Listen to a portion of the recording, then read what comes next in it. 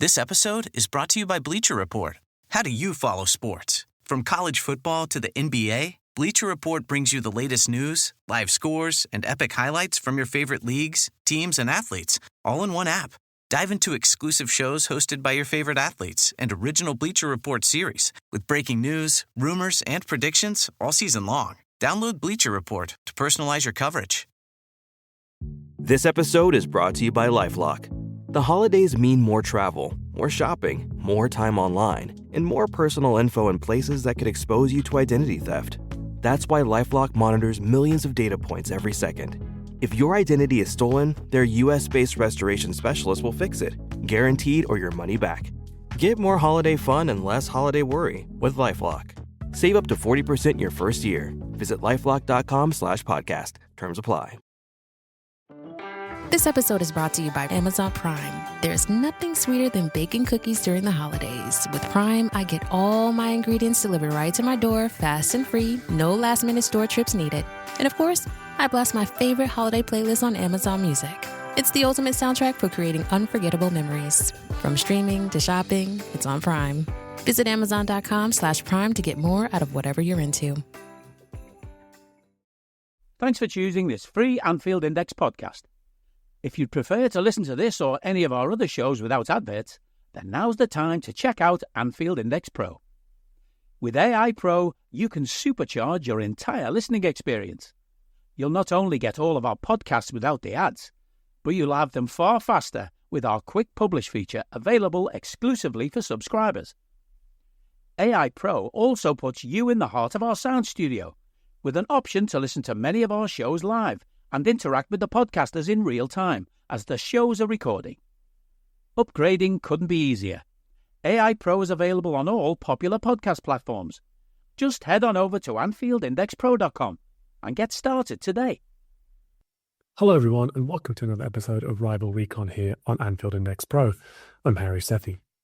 The top of the table Reds earned a heart-fought 2-2 draw at home to an impressive Fulham side last weekend, showing their resilience to come from behind twice whilst playing with 10 men for over 80 minutes. And despite their impressive resolve, Arne Slot will be well aware of the importance of getting back to winning ways and keen to secure 3 points as an early Christmas present as they head to the Tottenham Hotspur Stadium this Sunday afternoon to take on an erratic Spurs side, fresh from their chaotic 4-3 win against Manchester United in the EFL Cup this week. Joining me on the pod this week, actually ahead of that EFL fixture, I spoke with Jack Hussey from the Rule the Roost podcast for a fascinating deep dive into where Spurs are heading under Ange Postecoglou, the off-the-pitch conservatism that's likely holding them back, and the tension between that and the exorbitant ticket prices. Plus, I'll look at what's likely to be another frenetic encounter this Sunday afternoon in London. Welcome, Jack. Good to speak with you. And you, thanks for having me on. Yeah, it's a busy time of year for footballers, for like most people, for podcasters, for whatever. There's just abundance of games, and so won't somebody think of the podcasters? I know exactly how. Like, I mean, who's thinking about our sprint stats and sort of how fatigued I'm going to be in the next few weeks. Like, actually, mainly by eating. But yeah, really glad to get you on and I talk about Tottenham, and I think as someone who grew up in that part of the world, into the North London, ended up supporting Liverpool through sort of like family reasons, really, sort of family affiliations. But they are 15 minutes from where I grew up. So always or never too far from Spurs fans in my life. And I do really want to get into this season and get your views on how things are unfolding so far and your thoughts on the direction the club's headed in. But I do want to ask you, if you can, cast your mind back to like the very last game last season when the final whistle went, a 5th place finish in the end. Ange Postecoglou's first season as manager, first season without Harry Kane, of course, in terms of sort of a sizable loss in the squad, and first season for Son Heung-min as the new club captain as well. What were your thoughts like when that final whistle went on how the season had gone, and I guess the progress the club had made? I think it was pretty much the kind of the recurrent theme that we have had with Spurs the past few years, which is we've shown what we're capable of. We've shown that we can be a really good side. We've Ange Postecoglou has shown that his vision for the type of football he wants Spurs to play, when we've got everybody available to us, when things go our way, as I think most sides need, especially at the start of a project, we can look really good, as we did at the very start of that season. But a few injuries down, when fatigue starts to kick in, we showed once again that we simply didn't have the squad to compete for the top honours. And that's been pretty much the case for Spurs for forever. And the same old conversations begin. Well, this summer, we've got this new infrastructure. We've got this new team of people who recruit players. They've all worked within the City football group previously, and they've got this new vision. They've got this new kind of blueprint that we're going to start, building this squad according to. And look, I mean, I think we can say this summer we did add a few players who encouragingly do seem to fit to a blueprint. We've maybe got past that, the past, say, 5 years or so of Spurs just kind of acquiring players that maybe seem available and might be able to do a job for us. It seems like we do buy with purpose now, but seemingly the purpose isn't to win now. It isn't to achieve success in any immediate sense.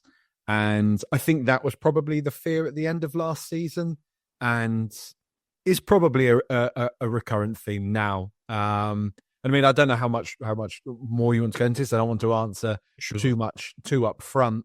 But I think it becomes increasingly difficult to swallow the idea that we are going to have a, say, Brighton-esque rebuild of buying young players and seemingly no top-tier players, that, other than Dominic Solanke perhaps, that can immediately fit into the team when we charge the highest ticket prices in Europe to come and watch the club play football.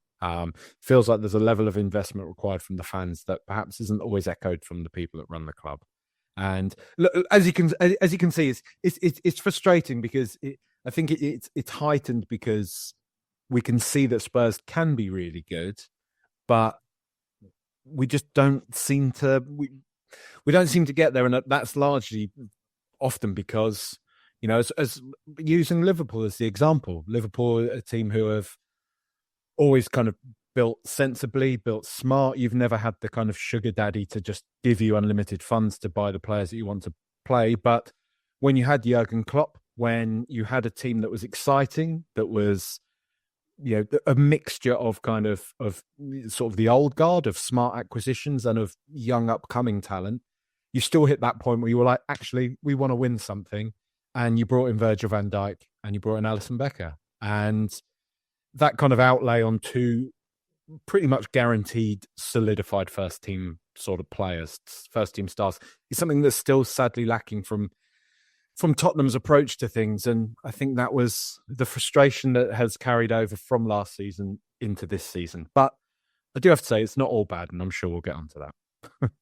Yeah, for sure. And you raised a lot there, and I think it's interesting. I think when any fan is looking at their own club, and I'm thinking about some comparative kind of like conversations from the Liverpool side of things, right? And I think there's, well, actually, I think there are differences, but I think the way in which FSG had intended to run Liverpool when they came in, and how that's evolved over time because of the success, because of, let's face it, being lucky enough to convince someone like Jurgen Klopp to come and to undertake that work. And he's obviously now rebuilt the club to a higher level where they can then, someone like Arne Slot can come in and take up the project from that point and not have to do the rebuilding work that Jurgen did in the first place. But I don't think the actual transfer policy that FSG envisaged is hugely dissimilar to like what Spurs have. Well, maybe the journey Spurs are now on around, okay, smart recruitment, we're not going to waste money. Players that are contributing towards a vision that we've got of where the team can get to. And those signings you mentioned, the ones that are actually the ultimate pivotal signings, I suppose, in terms of Virgil, Alisson, Fabinho is a sort of the previous member of the spine. Salah kind of discount that actually because Salah is an FSG signing who just proves to be, one of the greatest of in the league. But like Virgil and Alisson, certainly those signings would not have been possible at all without us selling Coutinho for the money that we ended up getting for him.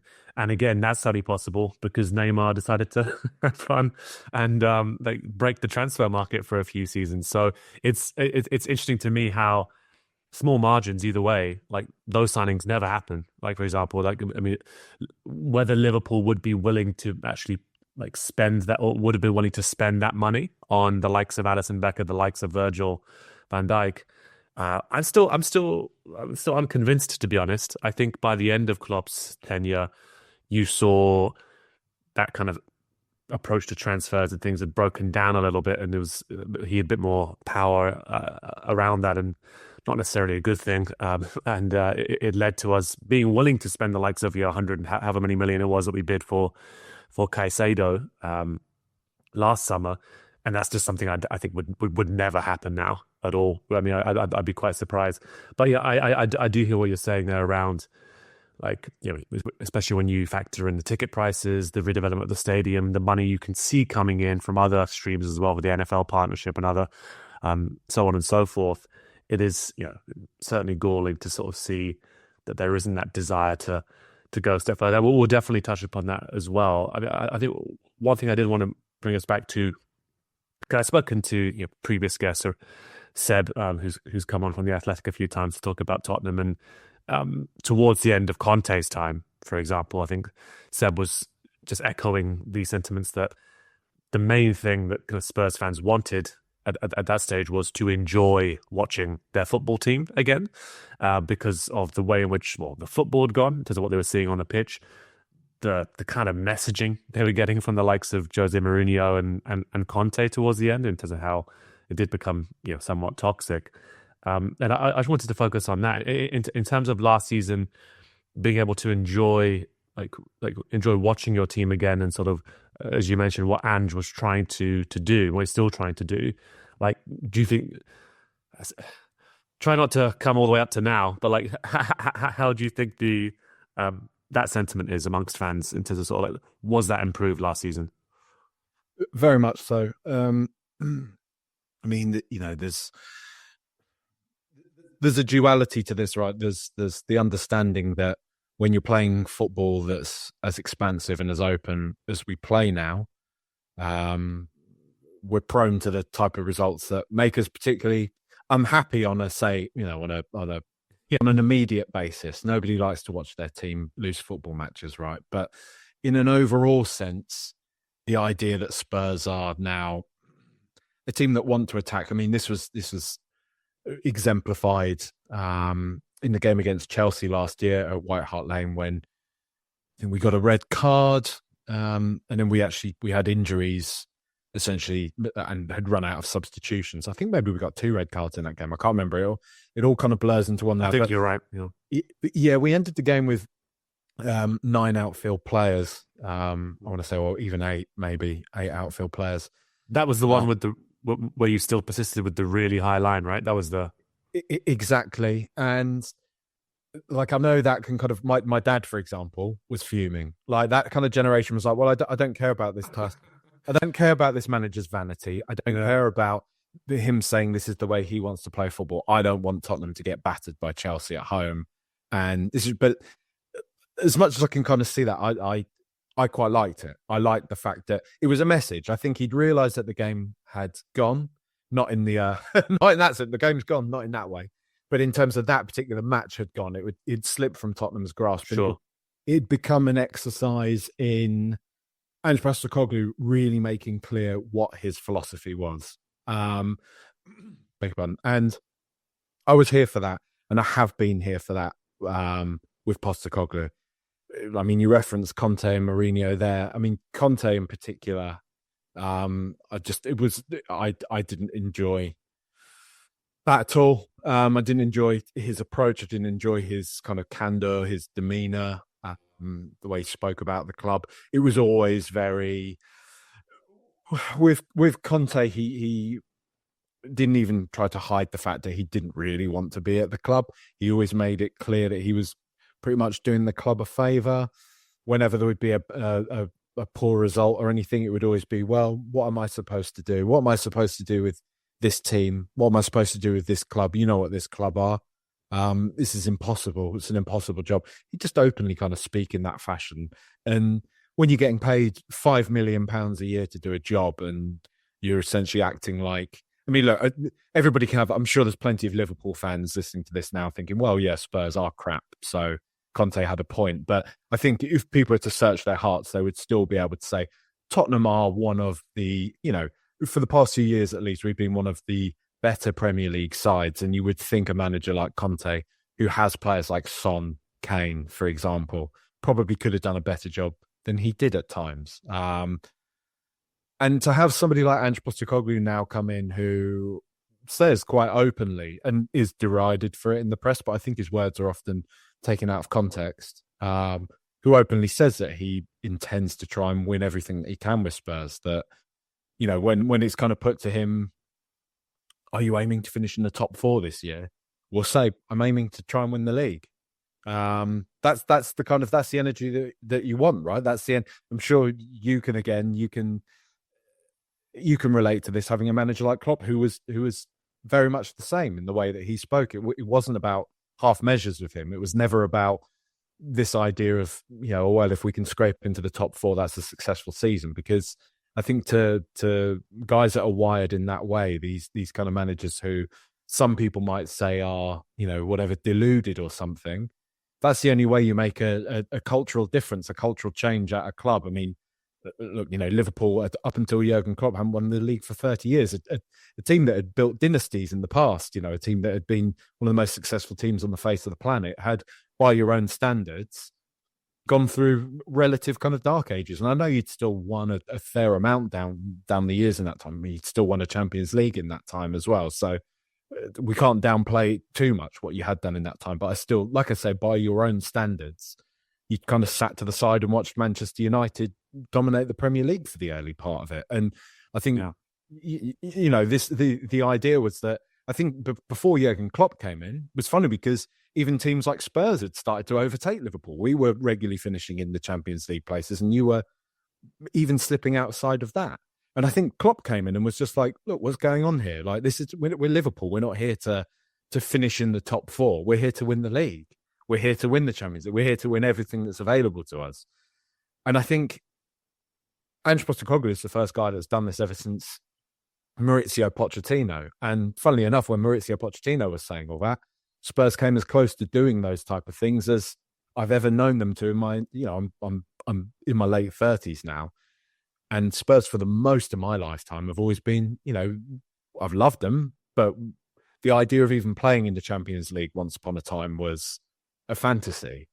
And to see us, I mean, I don't want to focus on that fixture too much, but to see us play in a Champions League final was, even if it was only for about 20 seconds, was something of that you couldn't have ever imagined. So, like I said, to have a manager that, regardless of what's even happening on the pitch, which is for the most part very good, to have a manager come in with that type of messaging, to speak about the club and what we should be aiming for, what should be possible, to echo, to kind of talk about, to have him be a guy that's like, look, this is a club that's won the double before. You've had this great manager, Bill Nicholson. You put his quotes all around the stadium. We've got to start believing in this stuff again. It can't just be something that we package up that's nice for, people to come in for the day and be like, oh, wasn't it great in the 60s when we won stuff? We've got to start winning stuff now. And that seems to be very much his focus. And I think the thing that's encouraging about it is, as much as people want to kind of, one of the comments he made this year was a journalist said to him, so, you always win. No, you've been known to win things in your second year in charge of a club. So do you think you can win stuff with Tottenham now in your second year? And he just said, well, I just want to correct you. I always win something in my second year. And they were saying to him, like, well, so what? You're saying you're definitely going to win something for Spurs? He's like, no, I'm just telling you, I've always won something in my second year at a club. And that's kind of the point he's making. And the people tried to draw him into things and ridicule him a bit. And it all gets tied into the Spurs have bottled something type.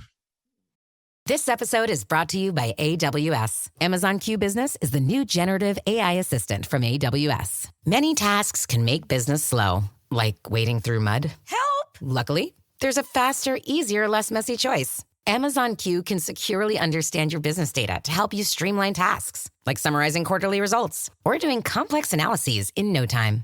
Q got this. Learn what Amazon Q Business can do for you at aws.com/learn more. Hey, it's Austin James. Yes, I'm living with diabetes, but it doesn't have to define me. Thanks to the Freestyle Libre 3 Plus sensor, I get real-time glucose readings throughout the day. The Freestyle Libre 3 Plus sensor is small and easy to wear, giving me the freedom to focus on my life as a parent and a musician. Now this is progress. You can get a free sensor at freestylelibre.us. Offer available for people who qualify. Visit myfreestyle.us to see all terms and conditions. Certain exclusions apply. Data on file, Abbott Diabetes Care. For prescription only. Safety info found at freestylelibre.us.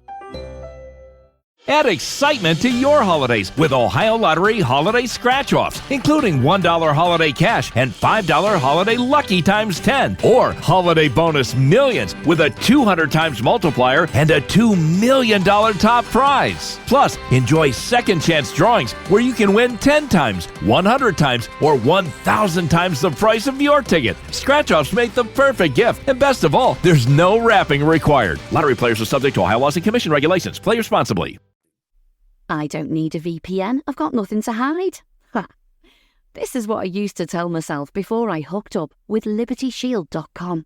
Not only is my home internet now fully encrypted, but I can now access all the websites I want, whenever I want, and do so from absolutely anywhere. As a Liverpool fan, I love to know I can now watch every match, regardless of whether it's on UK TV or not. My Liberty Shield VPN makes sure nothing is blocked and guarantees me super fast streaming speed throughout that match. You can get connected right now with their software package, which includes a 48-hour no-obligation free trial and instant access to their apps for Apple, Android, Fire TV, PC, Mac and Android TV. Or go a step further like I have and get one of their pre-configured VPN routers. These small but powerful devices allow you to easily connect every device in your home to VPN, making it the perfect solution for smart TVs, Mac boxes, and games consoles. Visit LibertyShield.com today and use coupon code AIVPN25 to get 25% off at checkout.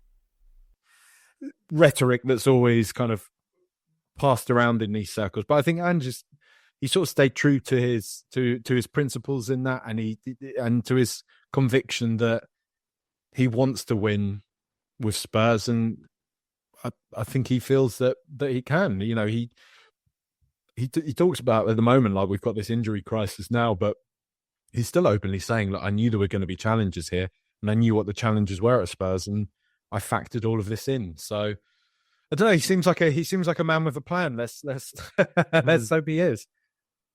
Yeah, he seems. I mean, from the outside, from my perspective, he seems like exactly the sort of character you would want in the job. To be honest, like not only for sort of his view on how to play football, and again, yeah, I mean, there's lots to talk about compromise there and pragmatism, and I think there's been loads of that this season, certainly with him, but or people outside in talking about his football. But you mentioned that what sometimes people label it as delusion or whatever. I mean, I don't really want a manager to join my club unless they've got like some element of creative delusion, to be honest, when they come in and go, yeah, no, this is what we need to do. I've got dreams, I've got ambitions. This is what I think we can achieve. And it looks laughable right now or whatever, but yeah, we're going to get there. And it's funny, I mean, by the end of his time at Liverpool, I'm sure it was on pencil cases, it was on lunch boxes, the whole doubters to believers thing. But I mean, Jurgen Klopp did pretty much come in and immediately go, oh, like this is the thing, isn't it? Like none of you actually think this is possible. Start thinking it's possible. And by the end, I think, we thought, oh, it's possible if you can just kill Manchester City's Death Star every now and then. It's possible. But I think it's, yeah, he's got exactly the right kind of attitude, and I've liked how he's handled it with sarcasm at times, right? That you mentioned those questions about, oh yeah, you always win something in your second year.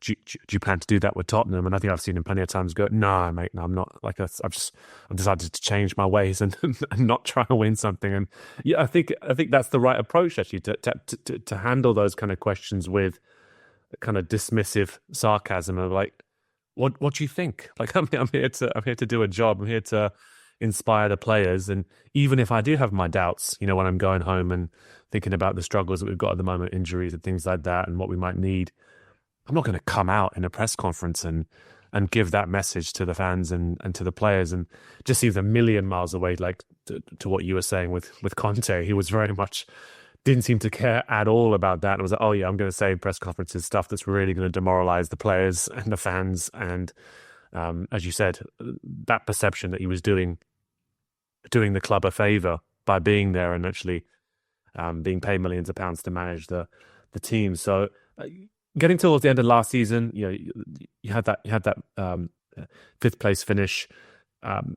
There comes a sort of a decision point there around, okay, what does the club need to actually to be able to kick on? And you mentioned right from the off here that the thing that you think has held Spurs back is, would I be right in saying sort of like top quality in the squad and like depth of the squad in terms of the quality? So the replacements that come in for the first teamers are not big drop-offs in terms of quality. They're players that can help you achieve the goals that you want to achieve. And so in terms of the transfers, I mean, obviously there was Oliver Skip, Emerson, Raul Jordan, Giovanni Lo Celso, Eric Dyer, Sessegnon, and I think Ndombele, Perisic. There's Højbjerg. There's quite a few players who end up leaving the club. Ryan Gill.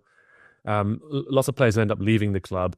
And then the business was actually done. Of course, the big business being Dom Solanke as the centre forward from Bournemouth coming in. Archie Gray is a right back from Leeds. Wilson Odobert from Burnley. And there's probably some others in there that I've forgotten. So please feel free to let me know. But what were your thoughts on the business? And was it a bit like what you said to me at the start? Okay, seems like there's a plan here, but is it enough? Was that your view? Well, yeah. I mean, this summer has been particularly tricky, really, because it felt like we'd had that first year under Ange. Yeah, we were reacclimatizing. We were kind of learning his ways, if you like. The culture was starting to shift at Spurs, and I think everybody secretly hoped that Spurs were now, as you sort of mentioned there, shifted a lot of players on big wages as well. Players like Højbjerg, players like Lo Celso, players like Ndombele, who were probably some of the club's highest earners, and pretty much just completely emblematic of the sort of barren period we've had since the end of Pochettino to now of signing just players without a massive sort of plan or purpose to it. And look, I mean, this is something that lots of Spurs fans will argue about, and some people will say it's down to it's a matter of patience and how much you're willing to have, and others will talk about the realities of football. I mean, it's all well and good to say, look, Archie Gray, £40 million on an 18-year-old who is widely tipped before Spurs signed him. I honestly never heard of the kid before we'd signed him, but the more and more I looked into it, you see like, well, this kid is highly, highly tipped. Some people are saying this is going to be the next Steven Gerrard or whatever, this type of, he's a huge talent in the making. So it's something of a coup that Spurs have signed this kid.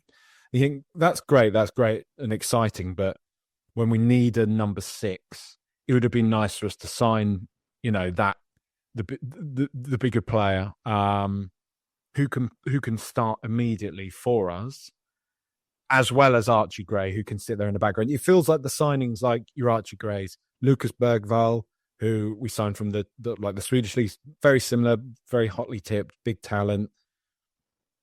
But that it feels like those are the type of signings that we should have been making under Pochettino's reign. Yeah, when we had sort of a great and talented first team squad, that's when we want to start thinking 2-3 years down the line. Your Archie Grays and everyone like that really are players for 2 or 3 years' time. I mean, in saying this injury crisis has forced our hands in playing Archie Gray probably a lot more than I think would be expected. And he's played all over the pitch. He's played in the centre of midfield, only maybe for half a match, but he's mostly played at either right back and more recently at centre back. And to be honest, the kid looks very, very good. He looks very promising. Not so much because he's doing anything that's spectacular. He just, as I'm sure you know, often with young players, right, you get often quite excited about a young player, obviously when they go and do something amazing in a couple of matches, but you always worry, well, is that just them getting a bit ahead of themselves or whatever? But when you see a young player just step in and they just look like a first team player, they look they look mature. They don't look like they're a rabbit in headlights at all. They just kind of completely go through the motions. And I mean, that sounds bad. I don't mean go through the motions in a negative sense, but I mean it in the sense that he just looks like an assured Premier League player. And that's very encouraging. But I think one of the things that Spurs have lacked, I mean, I can't just kind of graze over Dominic Solanke, because I think Dominic Solanke, it's a big transfer. It's nearly £65 million was spent on him. One of the top scorers in the Premier League last year. Obviously, I know he's kind of struggled in his time at Liverpool previously and at Chelsea, where maybe it came a bit too soon for him to be playing at that sort of level. But since he's gone back to Bournemouth, he has obviously sort of kicked up and maybe grown with the club, grown with the squad, and really probably shown more what he's capable of doing. And as a system player, Dominic Solanke has been fantastic for us. I mean, some people would say you spent £65 million on a striker, on a goal scorer. He should be scoring more goals. And I don't necessarily disagree with that. I think there are times in front of goal that Dominic Solanke sometimes, isn't that ruthless, shall we say, that and people will say you've just been spoiled by Harry Kane. You've been spoiled by having a guy that can score from any sort of half chance, which is probably partly true, but also, look, I think he scored 5 or 6 goals so far this year. I'm not sure how many in the Premier League off the top of my head, maybe 4 in the Premier League, which, isn't great, but he has, for the overall kind of play, he's been great. He works so hard. He pulls the kind of the opposition defense all over the place. He keeps them occupied. He creates those pockets for players like Brennan Johnson to run into, for Son Heung-min to run into and exploit the space that he opens up. His link-up play is very, very good. So goals tell half the story. He has been a great signing, but I think the way I would put it is a friend of mine, an Arsenal supporting friend of mine, actually asked me when we signed him. He was like, "Well, big money on Solanke. How are you feeling about that?" And I kind of put straight back to him, "Well, how do you feel about that? Does that worry you at all? With us kind of, trying to catch up on you once again?" And he was just like, "Not really, no." And I think that's kind of. It sounds a bit basic, but I think football fans, football players, football as a game, in some respects, it can be very complex and it can be quite basic in other regards. And I think sometimes we all like a big shiny new thing, right? We all love the buzz of a big new signing, a signing that gets everybody excited. And I think Spurs, the last time we did that was bringing Gareth Bale back on loan in 2020. Other than that, I don't think we've actually signed a player that is anything other than like what I'm talking about with Archie Gray now. This is good. This is kind of an interesting move, and this seems kind of right. This seems like somebody who might be good in a few years' time, but we'll have to just kind of wait and see. Let's temper our expectations. Sometimes you want Spurs to be that club, and I think we can go and do this now. We look at Arsenal, who can spend £100 million on Declan Rice, for example. We're more profitable than Arsenal nowadays. I'm pretty sure we make more money than Arsenal as a footballing entity and as a business, if you like. And people might say, well, yeah, but it's still Arsenal. They're bigger than Spurs in a sort of reputational sense or whatever. But I don't know if that would stop Spurs from, say, meeting the. You look at some of the players now. You look at kind of the hotly tipped talents around Europe. look at an Osimhen, you look at a Gyökeres, if that's the correct pronunciation. I apologise to any Swedish listeners. You get somebody like Nico Williams, who has a £65 million release clause, and I understand big wages would come with that, but Spurs are never in that conversation.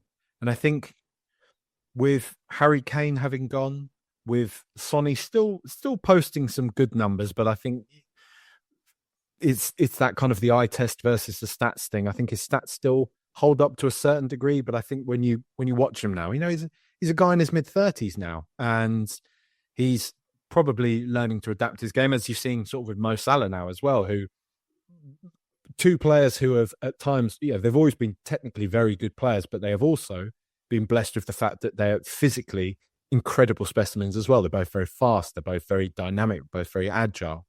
And naturally, as what happens, we get older and our bodies can't do that as much, right? And I mean, the sort of the short point on that is Son's career is getting into its twilight now. So that's Kane and Son. Yeah, two of our kind of superstar players on the wane or having gone now in Harry Kane. I think Spurs we need that lift a bit. And to my point at the top of this, when we're talking about like Ange Postecoglou having a plan, when we're talking about some fans saying other fans need to be more patient, that we are putting the bricks in place, the foundations in place to build this great team upon. I think we all know, right?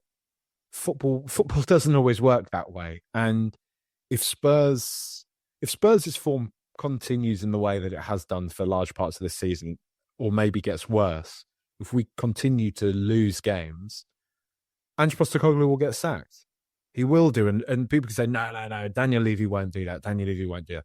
If Spurs start looking like they're going to finish 15th, around that kind of place, and we are just losing game after game after game, Ange Postecoglou will get sacked. And that's the truth of the matter. So as much as we can be excited about building a squad for 2 or 3 years down the line, we cannot neglect the squad right now, here and now. And I think we've been somewhat unlucky with the injuries we picked up, but it's kind of farcical, the state that we find ourselves in, with the lack of backup that we still have. No viable left back option for Destiny Udogie, for example.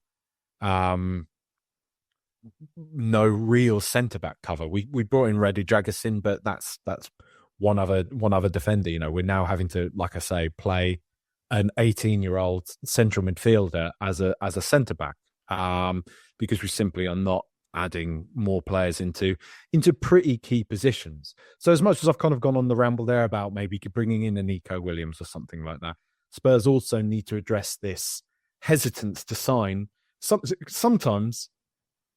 And as much as Daniel Levy doesn't want to admit this, sometimes you just need to sign a 27, 28-year-old from West Ham or whatever, who's going to cost you $100,000 a week in wages, who's going to have no resale value, but is able to come in and accept the demands of playing for a top-level Premier League side, the amount of games that entails. Because right now, Tottenham's squad is not fit for purpose, and that is largely by design of the people that make the decisions to sign players at Spurs, which is, like I say, they don't want they don't want older players who don't have a resale value, who are going to cost them $100,000 a week, which is probably the standard, 70 to $100,000 a week is, we'd imagine, is the sort of standard wages for a player for a club in the top 7, top 8 of clubs in the Premier League now.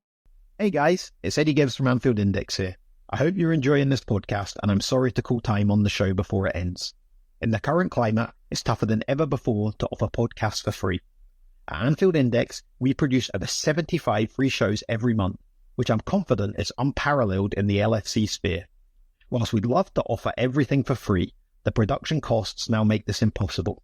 That said, we don't want to follow the model of other channels and lock all of our content behind a paywall. So what we've decided to do is to continue offering every show for free, but cut that offering to 30 minutes on our longer shows. So to get all of our shows in full and enjoy the best of everything we have to offer, we really hope you'll consider supporting the channel and signing up at AnfieldIndexPro.com. For about the price of 1 cup of coffee, you'll get every podcast in full with 0 ads. You'll also get access to our LFC VIP community, where you can enjoy live podcasts, engage with our podcasters, and chat with other Reds in real time. So that website again, AnfieldIndexPro.com. Join today. This podcast is part of the Sports Social Podcast Network.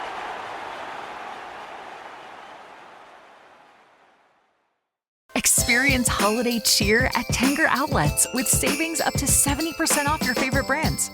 From fragrances to accessories and the latest styles, discover the best gifts for everyone on your list. Save big at Nike Factory Store, Michael Kors, Under Armour, Coach, Polo Ralph Lauren, Kate Spade New York, and so many more. Unwrap the best at Tanger Outlets. Hundreds of brands, endless gifting options. Plan your trip at Tanger.com. Experience holiday cheer at Tanger Outlets with savings up to 70% off your favorite brands. From fragrances to accessories and the latest styles, discover the best gifts for everyone on your list. Save big at Nike Factory Store, Michael Kors, Under Armour, Coach, Polo Ralph Lauren, Kate Spade New York, and so many more. Unwrap the best at Tanger Outlets. Hundreds of brands, endless gifting options. Plan your trip at Tanger.com.